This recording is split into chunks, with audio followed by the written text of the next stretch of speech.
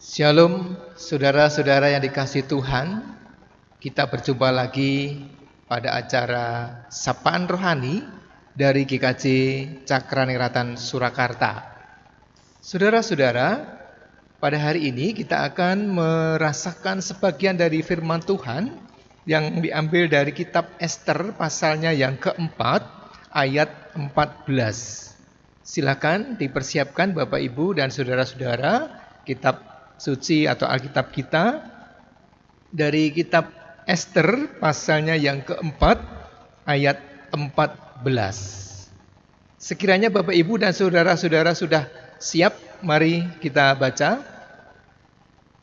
Sebab sekalipun engkau pada saat ini berdiam diri saja, bagi orang Yahudi akan timbul juga pertolongan dan kelepasan dari pihak lain, dan engkau dengan kaum keluargamu akan binasa. Siapa tahu, mungkin justru untuk saat yang seperti ini engkau beroleh kedudukan sebagai ratu. Demikian saudara-saudara pembacaan firman Tuhan kita dari Ester pasal 4 ayat yang ke-14. Sebelum kita mengupas ayat ini, bersama-sama kita akan berdoa mohon pimpinan dari Tuhan. Mari kita berdoa. Tuhan, kami bersyukur pada hari ini Engkau masih berkenan memberikan kesempatan kepada kami untuk bersama-sama merenungkan sabda firman-Mu.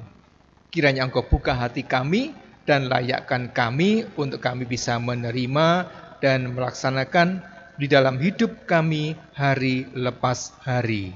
Hanya di dalam nama Tuhan kami Yesus Kristus kami sambut sabda firman-Mu hari ini. Amin. Saudara-saudara yang dikasihi Tuhan, judul renungan kita hari ini adalah menjalankan peran kita. Menjalankan peran kita. Bacaan yang kita baca tadi adalah sebagai ayat nas.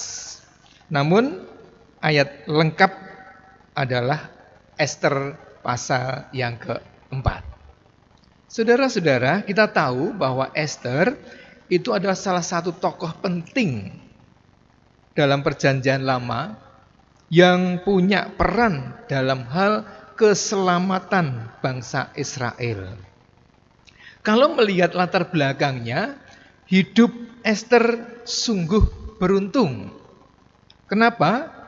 Sebagai anak yatim piatu, ia diasuh dan dibesarkan oleh pamannya yang namanya Mordekai. Sebagai bangsa yang terjajah, Ester mendapat karunia terpilih menjadi ratu dari Raja Ahasveros, penguasa wilayah India hingga Ethiopia.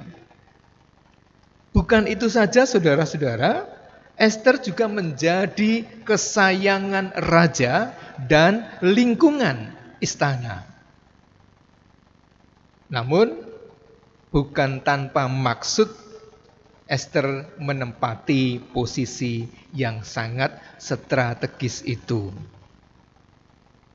Ketika Haman dengan cara licik menghasut raja untuk membinasakan orang Yahudi karena ketidaksukaannya kepada Mordekai. Ester diperhadapkan pada pilihan yang sulit. Kenapa dikatakan diperhadapkan pada pilihan yang sulit? Karena di satu sisi ia beresiko dibunuh jika menghadap raja tanpa dipanggil. Namun sisi yang lain, saudara-saudara, ia sangat gelisah melihat atau mengetahui bangsanya berada di bawah ancaman pembinasaan. Dalam kebimbangannya, saudara-saudara, Mordekai mendesak Ester untuk mengambil keputusan berani. Memang hanya Ester yang memiliki peluang besar, bahkan peluang terbesar untuk dapat berkata-kata kepada raja bila dibandingkan dengan orang Yahudi lainnya. Tetapi tanpa Ester pun Mordekai tetap percaya. Mordekai tetap percaya bahwa tersedia jalan kelepasan lain untuk bangsa Yahudi atau bagi orang Yahudi. Oleh keberanian Ester. Sekali lagi, oleh keberanian Ester, Haman akhirnya mendapat hukuman setimpal dan orang Yahudi beroleh kelepasan. Saudara-saudara yang dikasihi Tuhan, sebagaimana Ester, setiap orang percaya mendapat posisi yang unik di bumi ini.